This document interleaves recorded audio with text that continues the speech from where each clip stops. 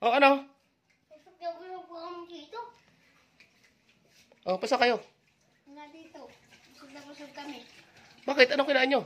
Yung ano mo sa lamesa, busog na busog nga po kami. Wala pa naman ako niluluto ah.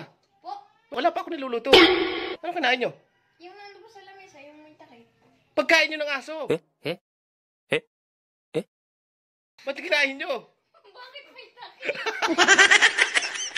Kahit pati yun. Anak ka ng po. Anak. Oh, Boss Inan. Ba't parang ang aga mo yata lumabas ngayon? Kasi po, di ba po, ang tagal po ng ulan. Si ma'am po kasi wala nang masok na po. Kaya ang tagal. Okay, wala na masuot. Kaya mabilis na po pumasok.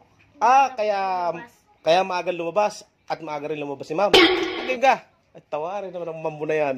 Hindi na ipinalabas. Oh, ikaw naman.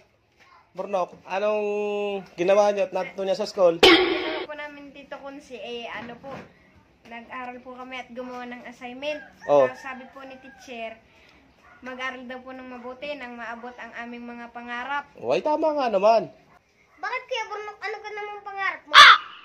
Siyempre, Boss Inan, gusto ko maging pulis para huliin ko ang mga masasamang tao at para tulungan ng ibang tao.